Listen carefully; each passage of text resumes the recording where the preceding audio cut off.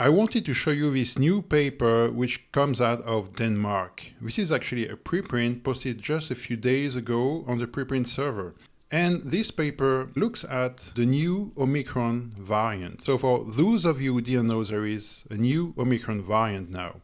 We knew the first one, the Ba1, which came out from South Africa in November 2021 and which has spread all over the world. Viruses, as we know, evolve quickly, they mutate very quickly, and now there is what is called the Ba2, which seems to be even more infectious than the first Omicron. There is really an amazing finding of this paper, if this paper is correct, and it seems to be a well-produced paper, well-studied, well-researched, and their analysis seems to be quite robust, and they also only use official data. So one of their main findings, if they are correct, is that people who have been vaccinated, and especially people who have been boosted, may be at a disadvantage with this new Omicron variant. Before we start, I wanted to say thank you to all the viewers and all the subscribers. As always, if you like this video, please subscribe, like it, comment, and also let me know which topics you are most interested in. You can go to my website, stanbridgescientific.com here.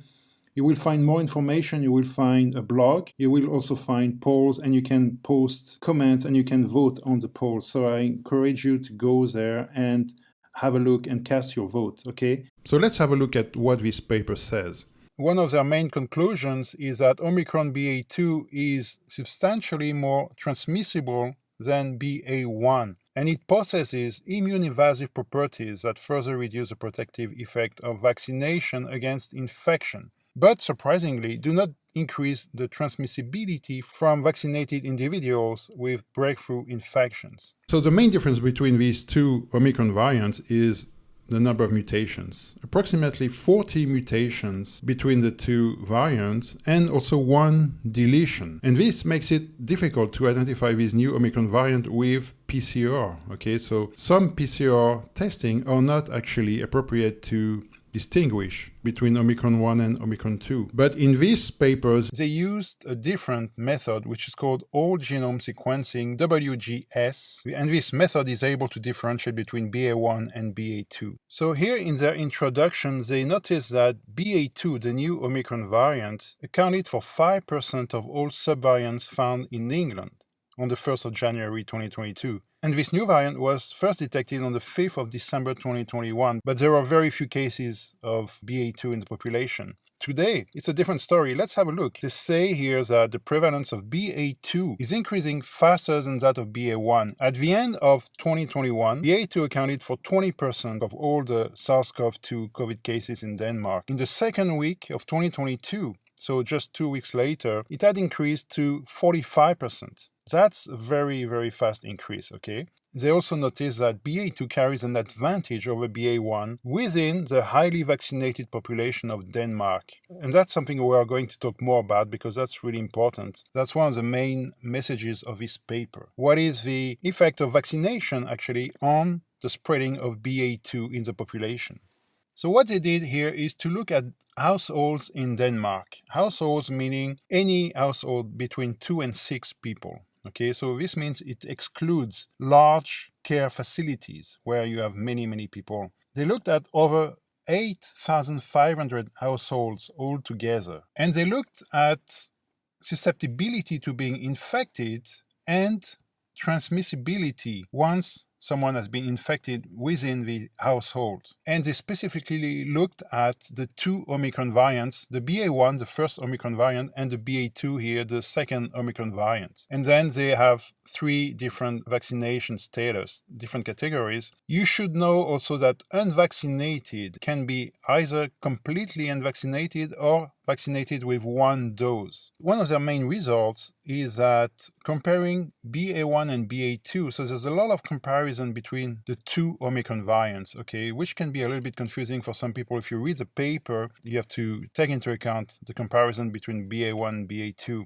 This table now has some of the most interesting and surprising results. So what they show here is the susceptibility of being infected if you have been unvaccinated, fully vaccinated, or booster vaccinated, and you are a member of a household where you have a Ba2 Omicron infection or a Ba1 Omicron infection here. They take the Ba1 household as the reference. Okay, so these results are relative to Ba1. What is really interesting now is that if you are unvaccinated, you have a lower susceptibility to infection than if you are fully vaccinated or booster vaccinated, as you can see here. Compared to Ba1, another interesting and surprising result too is that the transmissibility now, if we compare Ba2 to Ba1, you're more likely to transmit the infection if you're unvaccinated than if you're fully vaccinated or booster vaccinated.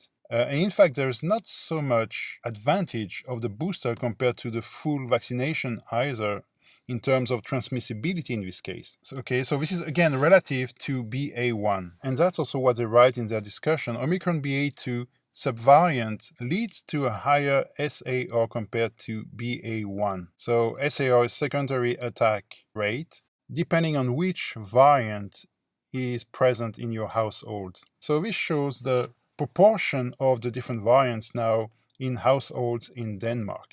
And clearly, today, you're most likely to be infected with Ba2 compared to Ba1 or even Delta. And they also write that efficient transmission to vaccinated individuals corroborates previous findings that the Omicron variant possesses immune-evasive properties. Okay, and this has been shown before in several publications. So Omicron does evade immunity. Okay, it does evade at least the immunity provided by the vaccine. However, both booster vaccinated individuals and fully vaccinated individuals had reduced susceptibility and transmissibility compared to unvaccinated individuals. Vaccines still have some effectiveness in this case. So the vaccine does protect to some degree against infection and especially against transmission. However, it is important to notice that the relative increase in susceptibility was significantly greater in vaccinated individuals compared to unvaccinated individuals. Okay, so it means you are more likely to be infected by the new Ba2 variant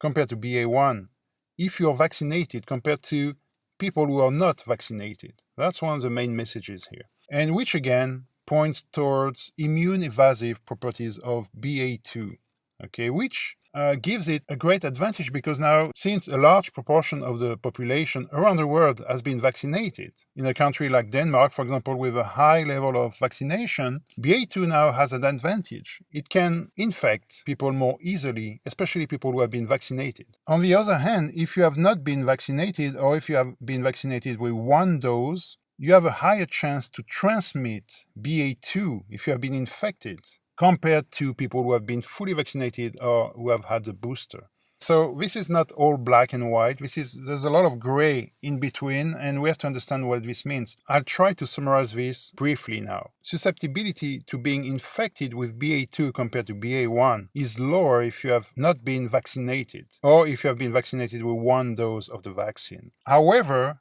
if you are infected with Ba2 and you are not vaccinated or you have had only one dose of the vaccine, you have a higher chance to infect someone else compared to fully vaccinated and boosted. And at the end of their paper, they write that vaccines have an effect against infection, transmission, and severe disease, although reduced compared to ancestral variants. And they also write that Ba2, the new Omicron variant, is associated with increased susceptibility of infection for unvaccinated individuals, with 2.19 odds ratio, fully vaccinated individuals 2.45, which is higher, and booster vaccinated individuals 2.99, which is even higher compared to Ba1. Okay, so this is compared to Ba1, which means that with the new Omicron variant, fully vaccinated people and booster vaccinated people are actually more at risk of being infected compared to unvaccinated, okay, compared to Ba1. So that's one of the important messages here. And one of their main conclusions is that Omicron Ba2 is substantially more transmissible than Ba1, and it possesses immune-evasive properties that further reduce the protective effect of vaccination against infection, but surprisingly do not increase the transmissibility from vaccinated individuals with breakthrough infections.